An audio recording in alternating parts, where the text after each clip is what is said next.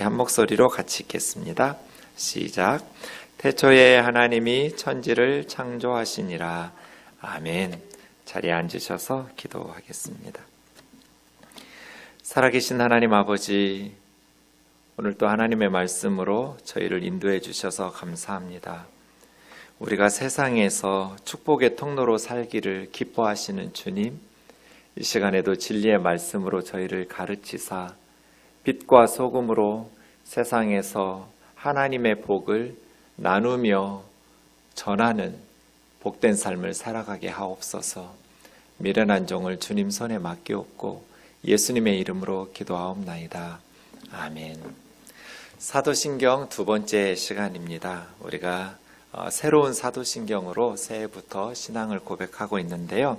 사도신경을 보면 성부, 성자, 성령 하나님께 대한 신앙 고백이 있고, 그리고 교회와 성도의 교제와 죄 용서와 부활과 영생, 이렇게 네 가지가 덧붙여져 있습니다. 지난 시간에 본 것처럼 원문으로 라틴어로 보면 크레도인이라는 것이 3번 나옵니다. 크레도인 하면서 성부, 성자, 성령인데요. 성자 예수님에 대해서는 크레도라는 동사는 생략되어 있지만 라틴어는 워낙 생략이 많은 언어이기 때문에 의미적으로 있어야 되는데 생략한 것입니다. 그렇게 보면 크레도인이 성부, 성자, 성령에 대해서 쓰였고, 교회와 또 성도의 교제와 죄 용서와 영생과 몸의 부활에 대한 것들은 크레도인이라고 하기는 어렵습니다. 그냥 크레도입니다. 그래서 우리는 성부, 성자, 성령에 대해서 크레도인, 그리고 나머지 4개에 대해서는 크레도, 이렇게 되어 있는데요. 크레도라는 동사는, 믿는다는 동사는 인이라는 게 없어도 됩니다. 근데 인이라는 전치사가 따라오면 의미가 좀 달라집니다. 크레도 할 때 나는 믿습니다 라고 말할 때는 그냥 단순한 사실이라고 인정하는 겁니다. 믿어? 그런데 크레도인 하면 그냥 인정하는 것이 아니라 그 목적어를 향해서 자신을 던지는 거예요. 믿으니까 던져버리는 거죠. 자신의 모든 것들을.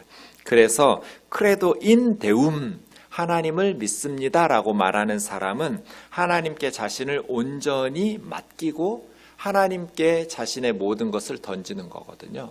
그래서 우리는 성부, 성자, 성령에 대해서 우리 자신을 던지고 하나님 앞에 온전히 의탁하면서 믿는다고 고백하고, 나머지 4가지에 대해서는 교회와 또 교제와 죄 용서와 부활과 영생에 대한 것들은 사실로 인정하는 거죠. 그것에 우리의 삶을 던지지는 않아요. 사실이라고, 죄 용서받는다는 사실, 교회가 거룩하고 공적 공동체라는 사실, 성도의 코이노니아나 몸의 부활과 영생에 대해서는 사실이라고 인정하는 거죠. 이렇게 신앙 고백으로 이루어져 있습니다. 그래서 신앙 고백은 이게 꼭 사랑 고백 같아요. 성부, 성자, 성령님을 부르고 크레도인 하거든요. 우리 아이가 어릴 때 아빠를 부르고 높은 곳에서 그냥 한치의 망설임도 없이 뛰어버려요. 아빠하고 온몸을 아빠에게 던지는 것처럼 우리가 하나님 앞에 크레도인, 나는 하나님을 믿습니다, 우리 주 예수 그리스도를 믿습니다, 성령님을 믿습니다라고 말하면서 우리 자신을 하나님에게 던지는 거거든요. 온 몸으로 사랑을 고백하면서 신앙을 고백하는 거죠. 이를 위해서는 2가지가 필요해요. 지적인 깨달음, 바르게 내용을 알아야 돼요. 그렇지 않으면 그냥 의미도 모른 채 형식적으로 신앙 고백하겠죠? 또 하나는 마음의 감동이 있어야 돼요. 단순히 지적인 동의와 깨달음만 가지고 냉랭하게 형식적으로 고백하는 것이 아니라 뜨거운 가슴으로. 여러분, 연인에게 사랑 고백하는데 그냥 형식적으로 냉랭한 마음으로 고백한다면 별 감동이 없겠죠? 네. 그런데 연인에게 사랑 고백할 때 어떻게 해요? 설레는 마음으로, 벅찬 감동으로 사랑을 고백하죠. 그런 떨리는 마음으로. 우리의 신앙 고백이 하나님에게도 그런 뜨거운 가슴, 벅찬 감동으로 고백하면서 나아갈 수 있으면 좋겠습니다. 자, 우리가 신앙 고백을 배울 때 이 사도신경을 왜 배워야 되는가? 제가 최근에 박진영이라는 그 가수가 무엇을 위해서 살죠라는 책을 냈길래 읽어봤는데요. 그런 내용이 있습니다. 힘든가요? 외로운가요? 쓸쓸한가요? 허무한가요? 공허한가요? 불안한가요? 두려운가요? 아니면 혹시 과거에 어떤 일이 당신을 놓아주지 않고 있나요? 위의 질문 중에 하나라도 네 라고 대답하시는 분들을 위해 난 이 책을 쓰게 되었다. 나 역시 그랬으니까. 보통 사춘기 때와 같은 증상들이 처음 나타나면서 사춘기 때 위와 같은 증상들이 처음 나타나면서 자신의 존재에 대한 근본적인 고민들을 해보게 되는데 나는 신기하게도 40살이 되어서야 하게 되었다. 대신 적당히 넘어가지 않고 확실한 답을 찾으려고 끝까지 노력했다. 가장 중요한 건 진실을 아는 것이다. 무언가 하는 것이 아니라 아는 것이다. 하지만 대부분 사람들은 답을 알려고 하지 않고 하려고 한다. 친구를 만나거나 술을 마시거나 재미있는 일을 하거나 불우이웃을 돕거나 종교 행위를 하면서 공허한 마음을 달랜다. 마음의 병은 그대로 있는데 진통제를 먹으면서 증세를 누그러뜨리는 것이다. 그러면 물론 잠시 괜찮아지긴 하지만 근본적인 병은 고쳐지지 않는다. 왜냐하면 여전히 모르기 때문이다. 네. 제가 참 똑똑한 사람이구나 이런 생각했어요. 중요한 건 진실을 아는 거예요. 그런데 사람들이 알려고 하지 않고 하려고 해요. 병이 들었는데 그 증세를 누그러뜨리는 진통제만 먹어요. 근본적인 병이 해결되지 않았기 때문에 나을 리가 없죠. 모르기 때문이라는 거예요. 내가 누구인지, 어디서 와서 어디로 가는지, 왜 사는지, 어떻게 살아야 되는지 이걸 몰라서 인생이 답답하고 외롭고 공허하고 불안하고 두려운 건데 알려고 하지 않고 뭔가를 함으로써 그걸 증상을 없애려고 하니까 잠시 동안 괜찮아지는 것 같다가도 늘 우리는 그 질병으로부터 벗어나지 못하는 것이죠. 그래서 이분이 40살에 이런 고민을 시작하면서 적당히 하지 않고 확실한 답을 찾으려고 끝까지 노력했어요. 그리고 예수 그리스도를 만났어요. 2017년에. 그리고 지금 무엇을 위해서 살죠? 에 대한 질문을 자기 자신에게 적용하면 한 사람이라도 더 예수 그리스도를 알게 하려고, 그래서 구원받게 하려고 살아요. 이 사람은 이제. 그렇게 중요한 것은 아는 거거든요.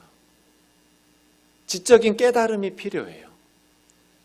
그러면 마음의 감동으로 알게 돼요. 외로움, 쓸쓸함, 허무함, 공허함, 두려움 이러한 것들을 다 해결할 수 있어요. 모르니까. 모르는데 알려고 하지 않고 뭔가를 함으로써 진통제만 먹으려고 하니까 인생의 문제들이 해결이 안 되는 거죠. 우리가 무엇을 알아야 될까요? 사도신경이에요. 나는 전능하신 아버지 하나님, 천지의 창조주를 믿습니다. 이 사실을 알아야 돼요. 우리를 지으신 하나님을 알아야 내가 누구인지 알 수 있어요. 어디서 와서 어디로 가는지, 왜 사는지, 어떻게 살아야 되는지 알 수 있어요. 모르니까 공허한 거잖아요. 모르니까 두려운 거잖아요. 모르니까 외로운 거잖아요. 나는 그의 유일하신 아들 우리 주 예수 그리스도를 믿습니다. 예수 그리스도를 모르니까 첫 번째 줄 하나님 아버지를 모르게 돼요. 예수 그리스도를 알아야 돼요. 성령으로 잉태되어 동정녀 마리아에게서 나시고 본디오 빌라도 때 고난받아 십자가에 못 박혀 죽으시고 장사된 지 사흘 만에 죽은 자 가운데 다시 살아나시고 하늘에 오르시어 전능하신 아버지 하나님 우편에 앉아 계셔서 온 우주 만물을 통치하시고 다스리시고 거기로부터 산자와 죽은 자를 심판하러 오신다라는 것을 모르니까 불안한 거죠. 미래에 대한 희망과 설렘이 없어요. 성령을 믿으며 거룩한 공교회와 성도의 교제와 죄를 용서받는 것과 몸의 부활과 영생을 믿습니다. 이걸 알아야 돼요. 그래야 우리의 삶이 풍성한 생명을 누리는 삶을 살아갈 수 있어요. 이걸 모르니까 삶의 문제가 해결되지 않는 거거든요. 오늘은 성부 하나님에 대해서 묵상하도록 하겠습니다. 라틴어로 된 원문을 좀 같이 읽겠습니다. 여러분, 라틴어는요, 콩그리스처럼 한 그 철자도 빼놓지 말고 다 발음하면 돼요. 네. 크레도겠죠? 크레도, 인, 데움, 파트렘이죠? 옴니포텐템, 크레아토렘, 코엘리라고 써놨어요. 카엘리인데 스펠이 틀렸어요. 아로 바뀌어야 돼요. 카엘리, 에트, 테라에가 아니라 테레. 요거 하나만 조심하면 돼요. 라틴어 발음은. AE가 아에잖아요. 근데 에로 발음해요. 테라에가 아니라 테레. 그거 하나만 딱 주의하시면서 발음하시면 돼요. 다시요. 댁에서 예배 드리는 분들도 같이 읽어보세요. 시작. 크레도, 인, 데움, 파트렘, 옴니포텐템, 크레아토렘, 카엘리, 에트, 테레. 예, 크레도 인, 나는 믿습니다. 데움, 하나님을. 다 목적어예요. 데우스인데요. 4개의 목적어가 나오죠. 나는 하나님을 믿습니다. 크레도 인, 데움. 그런데 그 하나님은 어떤 분이신가? 파트렘, 아버지예요. 아버지를, 그리고 옴니포텐템, 전능하신 분을, 그리고 크레아토렘, 창조자를. 근데 어떤 창조자냐면 카엘리 에트 테레예요. 하늘 그리고 땅.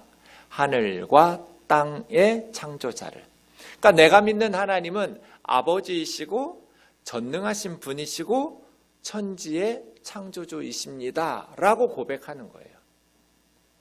내가 믿는 하나님, 하나님들이 아니에요. 많은 신들이 있는데 그 중에 한 분이 아니에요. 유일하신 하나님이. 나는 하나님들을 믿는 것이 아니라 한 분 하나님을 믿죠. 나는 하나님을 믿습니다. 그런데 내가 믿는 나의 하나님은 아버지이시고 전능하신 분이시고 하늘과 땅의 창조자이십니다. 라고 고백하는 것이죠. 첫 번째, 우리가 믿는 하나님이 아버지라는 것이 무엇을 의미하는지. 그런데 하나님을 아버지라고 부르는 종교가 기독교밖에 없어요. 여러분, 불교를 믿는 불자들이 부처님을 아버지라고 부르는, 부처님, 아버님 이렇게 부르는 거 들어보셨어요? 그렇게 부르지 않아요. 알라신을 믿는 무슬림들이 알라 아버지 이렇게 부르지 않아요. 자기 신을 아버지라고 부르는 유일한 종교예요, 기독교는. 그래 특이해요. 물론 하나님을 아버지라고 부르도록 가르치신 성경이 그 하나님을 잘 설명할 수 있는 호칭이어서는 아니에요. 하나님을 인간들이 이해할 수 있는 수준으로 낮추어서 설명하신 거예요. 육신의 아버지와 모든 영의 아버지이신 하나님과 공통점이 있다는 의미죠. 그런데 차이점도 물론 있죠. 그래서 하나님을 아버지라고 부르는 이유는 하나님은 무슨 비인격적인 영적 힘이나 세력이 아니라 인격적인 존재라는 것을 가르치고 관계를 맺는 우리와의 아버지와 자녀와의 관계를 형성하기를 원하시는 하나님이라는 것을 가르쳐줘요. 나는 하나님을 믿습니다. 그런데 그 하나님은 나의 아버지입니다. 그럼 이런 질문이 생겨요. 하나님을 어머니라고 부르면 안 되나? 하나님은 꼭 남성 아버지라고만 해야 되는가? 나는 아빠보다 엄마가 더 좋은데 하나님을 어머니라고 했으면 좀 더 이렇게 하나님에 대한 호감이 생길 것 같은데, 성경에는 하나님을 어머니라고 부르는, 그렇게 표현하는 구절들도 많아요. 어머니라고 부르지는 않지만 이사야 49장 15절 보시면 여인이 어찌 그 젖먹는 자식을 잊겠으며 자기 태에서 난 아들을 긍휼히 여기지 않겠느냐. 엄마죠? 엄마가 어떻게 젖먹이 자식을 잊어버리겠어요? 자기 태에서 나온 자식을 불쌍히 여기지 않겠어요? 그런 엄마는 세상에 없죠. 그러나 그들은 혹시 잊을지라도 나는 너를 잊지 아니할 것이라. 여기서 하나님을 어머니로 비유해서 설명하는 거죠. 하나님은 남자도 아니고 여자도 아니에요. 그냥 하나님이에요. 그런데 우리들이 이해력이 부족하니까 하나님을 이해할 수 있도록 하나님을 낮춰서 설명하는 게 아버지 하나님이에요. 그런데 아버지처럼 강하고 힘있고 든든한 하나님이실 뿐 아니라 어머니처럼 섬세하고 따뜻하고 다정다감한 하나님이시기도 해요. 이사야 66장 13절에 어머니가 자식을 위로하는 것처럼 내가 너희를 위로할 것인즉 너희가 예루살렘에서 위로를 받으리니. 제가 동네 나갔다가 어느 형한테 맞고 돌아오던 날 저희 아버지는 저에게 태권도를 가르치겠다고 그랬어요. 그런데 저희 어머니는 저에게 얼마나 아팠을까 이래. 아버지와 어머니의 반응 좀 다르죠. 아버지는 힘으로 태권도장 당장에 가자, 맞고 다니지 않게. 어머니는 아파서 우는 자식이 안타까우니까 아이고 내 새끼 하면서. 좀 달라요. 하나님은 아버지이시기도 하고 어머니처럼 다정다감하고 따뜻하신 분이시기도 해요. 섬세하시기도 하죠. 성경이 그렇게 가르쳐 주세요. 어머니가 자식을 위로하는 것처럼 내가 너희를 위로할 거라고. 그래서 하나님을 부모에 빗대어서 설명하신 거예요. 공통점이 있으니까요. 물론 차이점도 있어요. 하나님과 세상의 부모는. 그럼 하나님을 우리 아버지라고, 내가 믿는 하나님은 나의 아버지라고 신앙 고백하는 것의 의미는 뭘까요?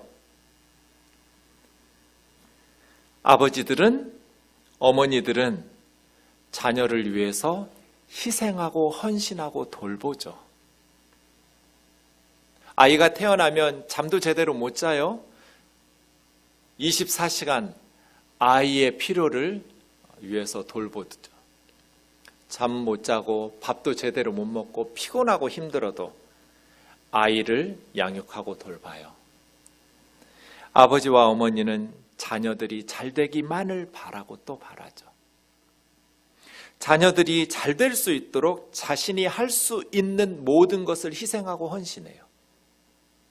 아이들이 원하는 것을 들어주지 않는다고 해서 아이들을 무시하는 건 아니에요. 어린애가 칼 달라고 할 때 주는 부모는 없어요. 총 달라고 할 때 총 사주거나 오토바이 사주거나 게임기 사주거나 그렇게 하는 부모들은 없어요. 아이가 원하는 것을 사주지 않는다고 해서 아이를 무시하는 건 아니에요. 부모의 관심은 아이가 유익하도록 양육하는 것이니까요. 자녀가 잘 되기만을 바라고 또 바래요. 하나님을 아버지라고 부르는 것의 의미는 이거예요. 하나님은 내가 잘 되기만을 바라고 또 바라시는 분이에요. 내가 기도하는 것을 응답해 주시지 않는다고 해서 하나님께서 나를 무시하시는 건 아니에요. 하나님께서 판단하셔서 나에게 필요하다고 생각하시면 사주시겠지만 그것이 나에게 유익하지 않다고 생각하시면 사주시지 않을 수도 있어요. 그런 의미로 하나님께서 우리의 아버지 되신다라는 것은 우리가 잘 되기를 바라시고 우리가 잘 되기 위해서 하나님이 하실 수 있는 모든 것을 희생하고 헌신하면서 돌보세요. 그 아버지를 믿으면 우리는 불안할 필요가 없어요. 애들이 엄마 뱃속에서 태어날 때 불안하니까 울어요. 자신의 힘으로 할 수 있는 건 없어요. 그런데 울 때마다 뭔가 불편해서 울었는데 울 때마다 엄마인지 아빠인지도 모르는데 어떤 따뜻한 목소리가 오면서 따뜻한 손길로 자기의 불편한 걸 해소해줘요. 배고파서 울었는데 먹을 걸 준다든지, 엉덩이가 찜찜해서 울었는데 뽀송뽀송하게 닦아주고 아주 기분 좋게 상쾌하게 만들어준다든지, 이게 반복돼요. 그러면 아이들은 이 세상도 살만하구나. 애들이 우는데 놔두라, 나중에 목소리 좋아지게, 이건 진짜 몹쓸 짓이에요. 지금 불안해서 울고 있는데 아이는 목소리 좋아지라고 그냥 방치하는 건 아이 입장에서 보면 너무나 두려운 일, 불안한 세상에서 방치된 거니까요. 내가 힘들고 어려울 때마다 따뜻한 손길이 다가와서 나의 불편한 것들을 해결해 주는 것들이 반복될 때 아이는 이 세상도 믿고 살아갈 만하구나라고 느끼죠. 부모의 역할 그거죠. 하나님을 아버지라고 부른다는 건 무슨 뜻이에요? 하나님은 나를 돌보시기 위해서 하실 수 있는 모든 것을 하시는 분이라는 하나님의 사랑에 대한 신뢰예요. 십자가를 보세요. 하나님은 우리를 위해서 자신이 하실 수 있는 모든 걸 하세요. 그렇게 희생하고 헌신하고 나를 돌보시는 아버지라고 고백하는 거예요. 그럼 우리는 어떻게 해야 될까요?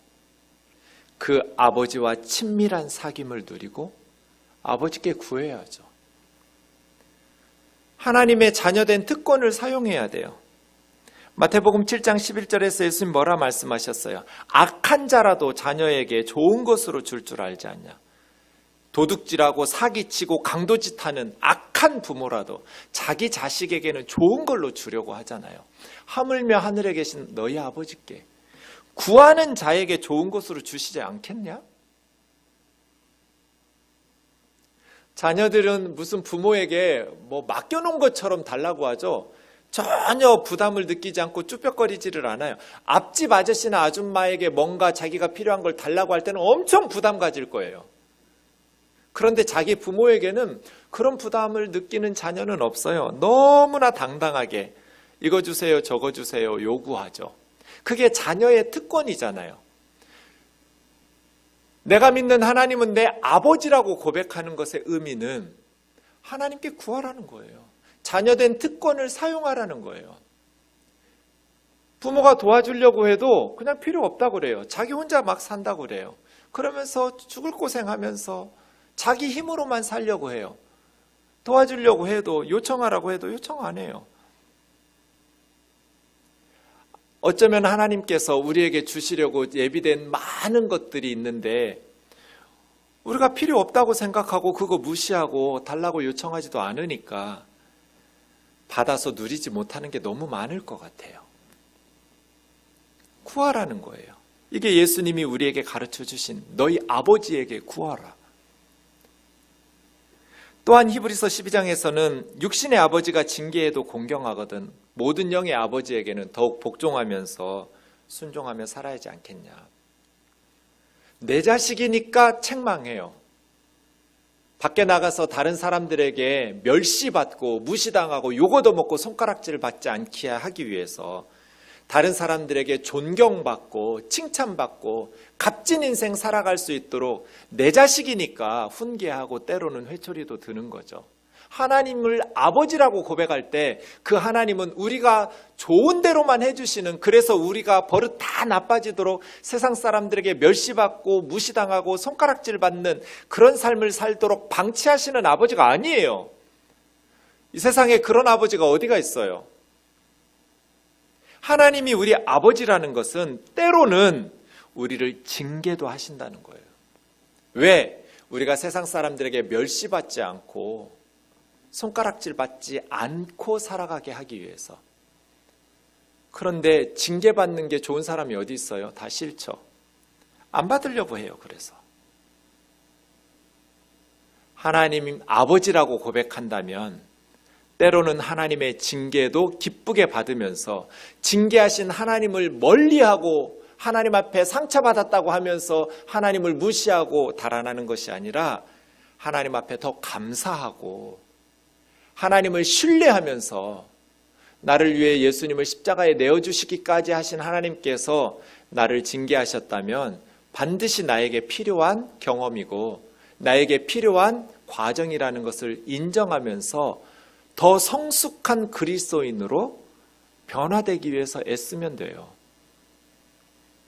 이것이 하나님을 아버지라고 부르는 신앙 고백의 의미예요. 하나님은 아버지이시기에 우리를 돌보신다. 우리를 위해서 돌보시기 위해서 하나님은 그의 아들 예수 그리스도까지 십자가에 내어주신 아버지시다. 두 번째, 하나님은 전능하신 분이다. 옴니포텐템. 하나님이 전능하신 분이라는 것은 사람들이 불가능하다고 해서 하나님도 불가능하다라고 말하면 안 된다는 의미예요. 자기가 못한다고 하나님이 하신 일을 부정하는 것은 어리석은 거예요. 인간은 못하죠. 오병이어 보리떡 5개 물고기 2마리로 어떻게 5,000명을 먹여요. 동정녀 탄생. 어떻게 처녀가 아들을 임신을 해요. 불가능하죠. 그런데 그건 사람이니까 불가능한 거예요. 하나님이 하신 일을 사람이 못하니까 불가능한 일이다. 그런 일은 불가능한 거야. 뭔가 거짓 있는 사기치는 거야 라고 말하는 것은 어리석은 일이죠. 가능하냐 불가능하냐 이게 중요한 것이 아니라 사실이냐 사실이 아니냐 이게 중요한 거죠. 하나님은 전능하신 분이시거든요. 저와 여러분이 믿는 하나님은 전능하신 아버지예요. 이것은 하나님은 원하시는 모든 것을 하실 수 있다는 뜻이에요. 원하시는 이라는 전제가 있어요. 하나님은 모든 것을 하실 수 있지만 모든 것을 하시지는 않아요. 우리가 하나님보다 잘하는 것도 많아요. 거짓말 이런 건 진짜 우리가 하나님보다 몇 배 잘해요. 하나님은 거짓말을 못 하세요. 하실 수 있지만 안 하시니까요. 그래서 하나님께서 전능하시다라는 것은 뭐든지 다 하신다는 게 아니라 하실 수 있는데 원하시는 모든 것은 뭐든지 하실 수 있다는 거예요. 하나님은 거짓말 못 하시고 자신을 부인하지 못하세요. 약속하신 것은 반드시 지키는 분이에요. 그래서 믿으신 분이에요. 믿다는 것은 예쁘다는 게 아니라 믿을 수 있다는 뜻이에요. 피스토스죠. 신뢰할 수 있는, 믿을 만한. 하나님을 왜 우리가 믿을 수 있는 분이라고 고백해요? 단순히 전능하시기 때문이 아니라 전능하심을 하나님이 약속하신 대로 행하시기 때문이에요. 하나님 약속하셨다가 변덕 부리시면 믿을 수가 없죠. 우리는 불안할 거예요. 전능하신 하나님이 변덕을 부리시고 약속 안 지키시면 우리는 망한 거예요. 그러나 우리가 하나님을 믿습니다라고 말할 때는 하나님은 하나님의 전능하심을 약속하신 대로 성취하시면서 이루어 가시기 때문이에요. 우리가 하나님이 전능하신 분이라고 고백할 때 우리는 어떤 삶을 살게 될까요? 에베소서 5장 6, 7절 같이 읽겠습니다. 시작. 그러므로 하나님의 능하신 손 아래서 겸손하라. 때가 되면 너희를 높이시리라. 너희 염려를 다 주께 맡기라. 이는 그가 너희를 돌보심이라. 하나님의 능하신 손 아래서 겸손하라. 하나님이 전능하신 분이라고 고백한다면 하나님 앞에서 우리는 겸손해야 돼요. 하나님의 능하신 손 아래서 겸손해라. 때가 되면 너희를 높이실 거다. 전능하신 하나님께서 아무리 우리가 세상에서 힘과 권력을 부와 명예를 가지고 있다 해도 한순간 건드리시면 우리는 산산조각 날 거예요. 하나님 앞에서 겸손해야 돼요. 이것이 전능하신 하나님이라고 고백하는 신앙 고백의 의미예요. 그리고 하나님이 전능하시다면 너희 염려를 다 주께 맡겨라. 내가 못한다고 해서 인생 포기하면 안 돼요. 절망하면 안 돼요. 하나님은 전능하신 분이시니까. 나는 못하지만 하나님은 하실 수 있잖아요. 이것이 크레도 인, 나는 전능하신 하나님을 믿습니다 라고 고백하는 신앙 고백의 의미예요. 사랑하는 자매 형제 여러분, 2011년 저와 여러분의 삶이 많은 어려움들이 예상되지만 그 어떤 상황에서도 나는 전능하신 하나님을 믿습니다. 하나님이 기뻐하시면, 하나님이 원하시는 기도 제목으로 하나님 앞에 아뢰기만 하면 하나님께서 반드시 들으시고 응답하신다라는 그러한 하나님에 대한 신뢰로 험한 세상을 승리할 수 있기를 원합니다. 그래도 인을 생각할 때, 하나님에게 모든 걸 던진다라는 걸 생각할 때 저는 성경에서 여러 가지 장면이 생각났는데 그 중에 첫 번째 생각난 게 골리앗 앞에 다윗이었어요. 사무엘상 17장 45절에 다윗이 뭐라고 말하면서 골리앗에게 달려가나요?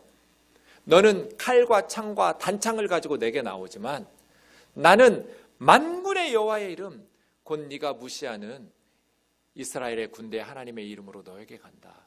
너는 칼과 창과 단창을 가지고 내게 나오지만 나는 만군의 여호와, 천만대군을 호령하시는 하나님의 이름으로 너에게 간다.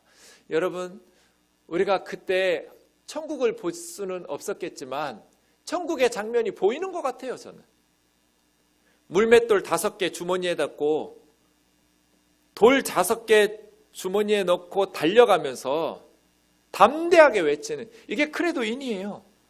하나님에게 다윗은 자신을 던진 거예요. 뭔가 하나님이 전능하심으로 다윗을 구원하고 돕지 않으시면 다윗은 죽어요. 목숨을 하나님에게 내맡기고 물맷돌 들고 골리앗에게 달려가면서 나는 전능하신 하나님을 믿는다고 고백하는 거죠. 그때 천국에서 무슨 일이 벌어졌을까요? 아마 스바냐 3장 17절처럼 이게 제가 상상하는 천국의 모습이에요. 다윗이 골리앗에게 달려갈 때 하나님께서 천국에서 이러고 계셨을 거다.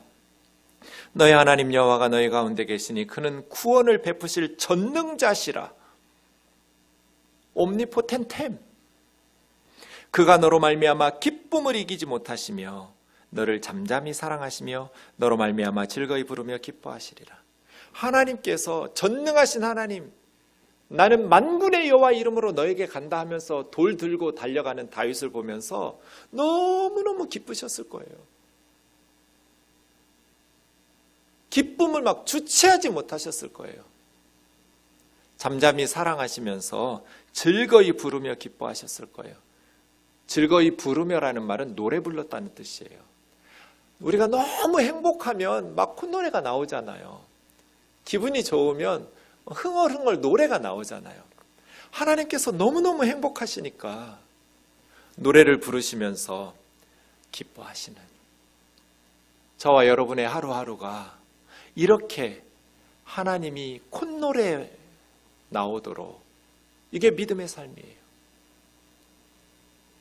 매 순간 우리가 하나님을 신뢰할 때, 나는 못하지만 그렇다고 해서 불평하고 원망하고 절망하고 포기하는 것이 아니라 내가 믿는 하나님은 옴니포텐템, 전능하신 분이라고, 하나님이 기뻐하시는 일은 뭐든지 하실 수 있는 분이라고 믿음으로 고백하면서, 하나님은 내가 잘 되기를 기뻐하시는 나의 아버지니까 하나님께서 나를 위해서 모든 것을 희생하고 헌신할 만반의 준비를 갖추고 계신 분이라고 고백하면서 하나님 앞에 믿음으로 살아갈 때, 그냥 단순히 하나님은 전능하신 분입니다, 성경 안에서 이거 하고, 하나님은 내 삶 속에서 전능하신 분이라고, 폐혈증 걸린 환자가 페니실린 먹으면 낫는다고 아는 것, 믿는 것하고 직접 먹는 건 다르잖아요.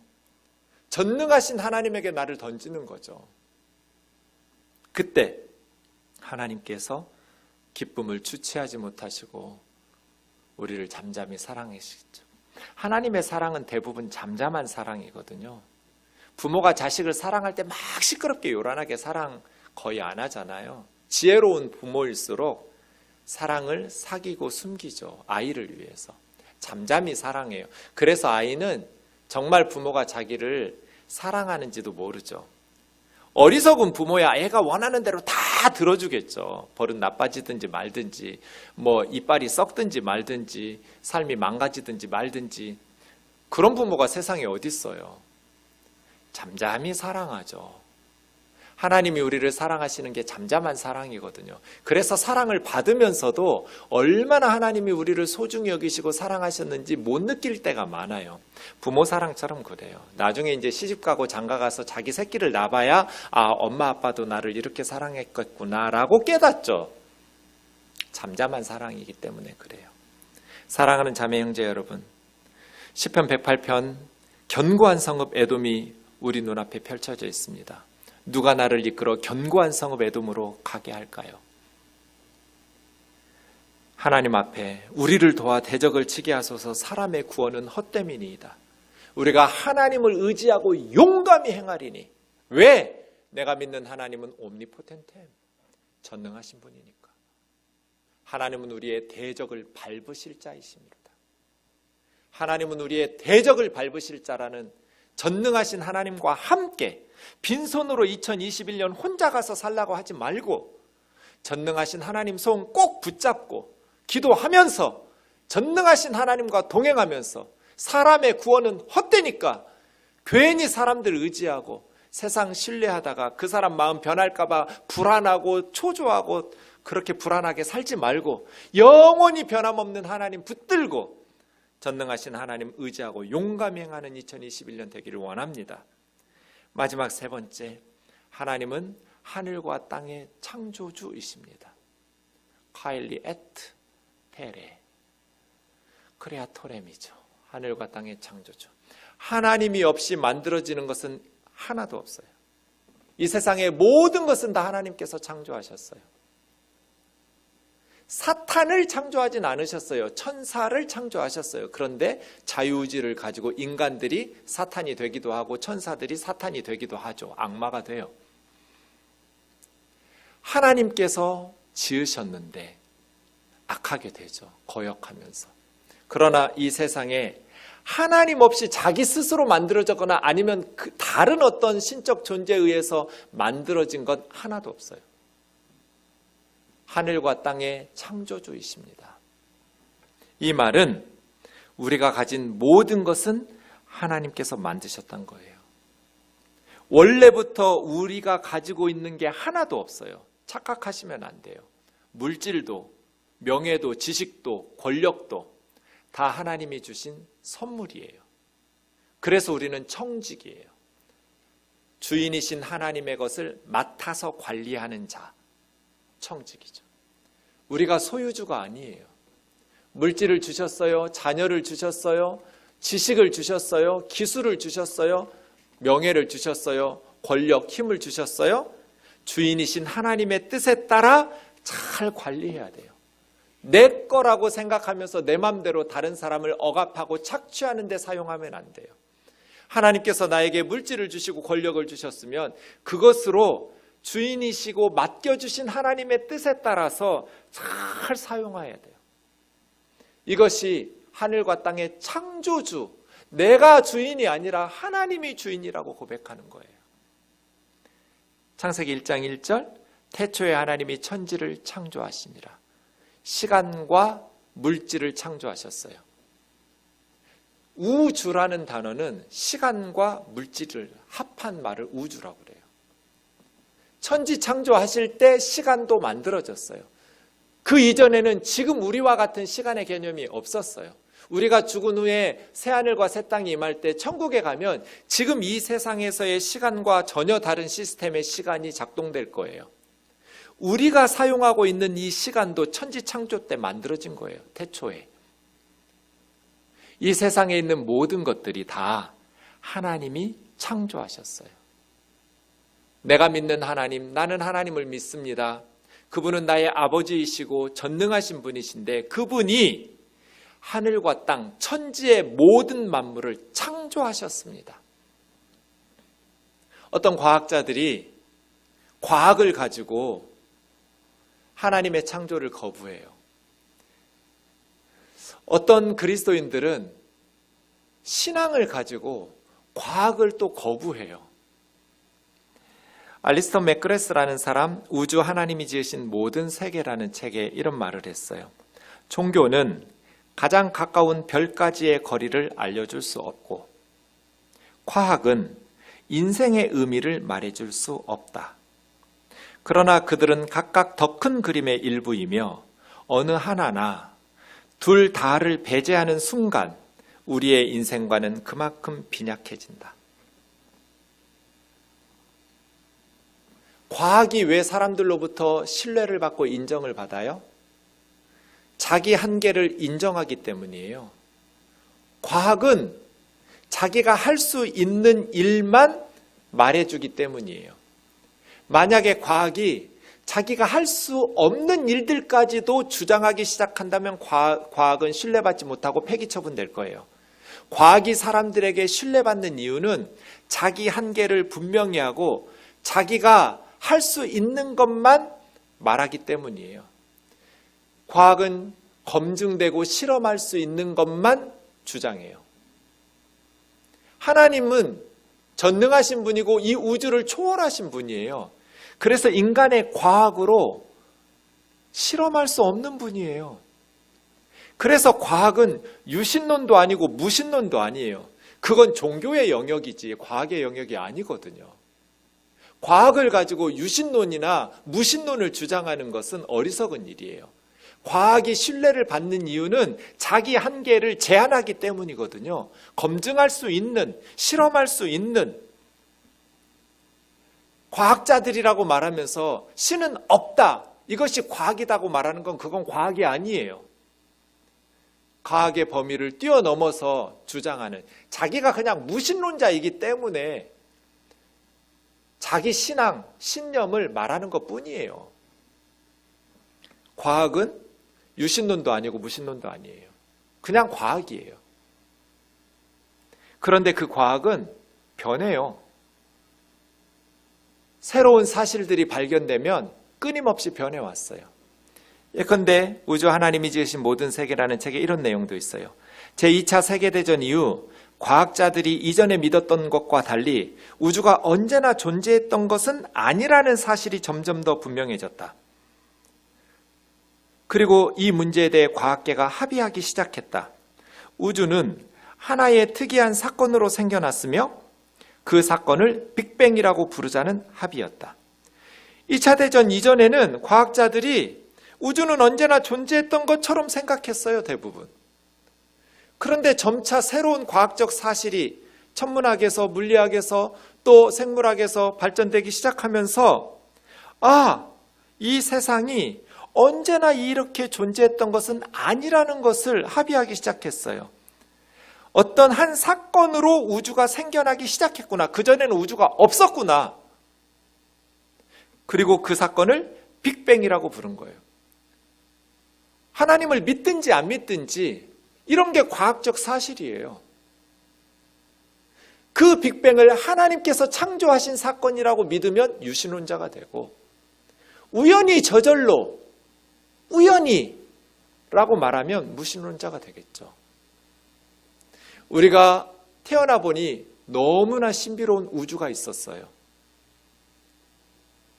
오랜 시간 지나면서 우연히 갑자기 아무 시간도 공간도 물질도 없었는데 갑자기 뭔가 빅뱅 대폭발이 일어났고, 거기서부터 계속 오랜 시간이 지나니까 지금의 모습으로 진화했다라고 믿는 것도 그건 신념이에요. 우연히 만들어지는 걸 믿는 건 참 힘든, 아주 엄청난 신앙이에요. 어제 제가 교회 왔을 때 이 테이블 위에 이 컵만 있었어요. 컵 안에 물이 없었어요. 제가 금요일 밤에 다 마셨거든요. 심야기도 할 때, 금요 심야기도회 때. 그런데 오늘 아침에 와보니까 이 컵 안에 물이 가득해요. 좋다. 제가 어떻게 생각해야 될까요?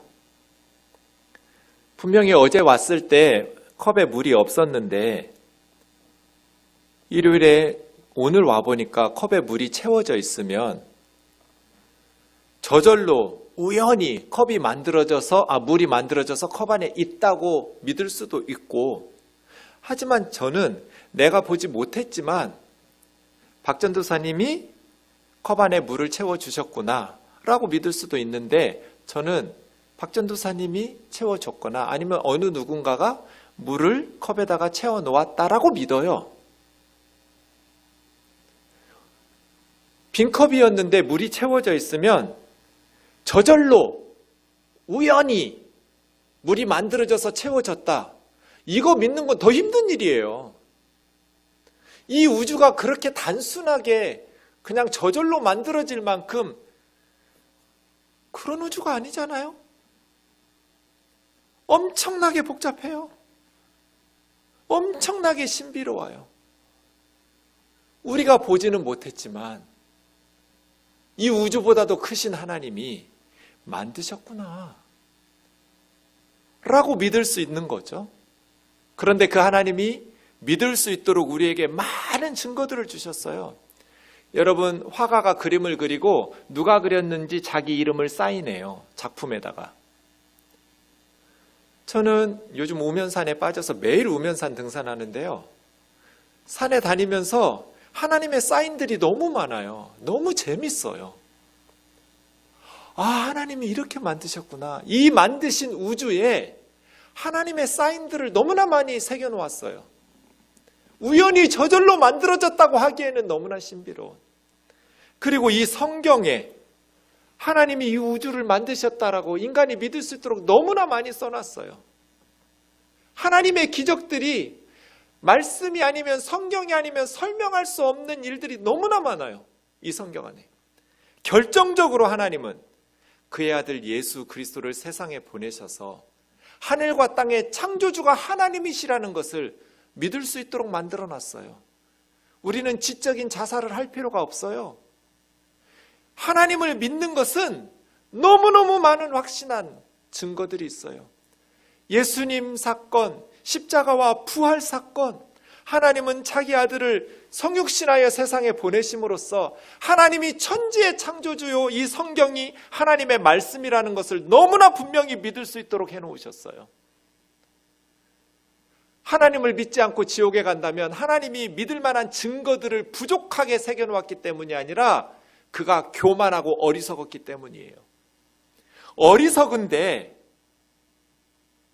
만물의 영장이라고 교만 떨다가 지옥 가는 거예요. 하나님은 너무나 많은 사인을 만들어 놓으셨어요. 하늘과 땅의 창조주이십니다. 하늘과 땅의 창조주신 그 하나님이 저와 여러분을 만드셨어요. 에베소서 2장 10절 우리 같이 읽고 마치겠습니다. 시작. 우리는 그가 만드신 바라 그리스도 예수 안에서 선한 일을 위하여 지으심을 받은 자니 이 일은 하나님이 전에 예비하사 우리로 그 가운데서 행하게 하려 하심이라. 우리는 그가 만드신 바. 저와 여러분은 하나님의 명작이에요. 다른 사람 못생겼다고 말하는 건 범죄 행위예요. 하나님의 작품한테 어디 감히 못생겼다고 재밌게 만드실 수는 있어요. 그런데 명작이에요. 하나님이 만드신 우리는 하나님의 명품들이에요. 값진 인생 살아가기를 주의 이름으로 축원합니다. 그리스도 예수 안에서 선한 인생 살아가기를 주의 이름으로 축원합니다. 믿음이란 이런 것이죠. 신앙이란 우리의 강철 같은 의지와 믿음을 신뢰하는 게 아니에요. 우리의 강철 같은 의지를 믿는 걸 믿음이라고 하지 않아요. 신앙이란 하나님의 신실하신 사랑과 자비를 신뢰하는 거예요. 하나님은 신실하시고 그의 사랑은 끝이 없어서 그가 언제나 우리와 세상을 변함없이 사랑하신다는 그 사랑에 대한 신뢰, 이것이 성경과 교부들이 우리에게 가르쳐 주었던 신앙의 의미예요. 오늘 묵상 연상이 하나 있습니다. 저는 하나님 아버지라고 부를 때마다 이 동영상이 생각나고 이 동영상의 아들이 꼭 저 같아요. 그리고 이 아버지가 꼭 우리 하나님 같아요. 같이 묵상하고 기도하겠습니다.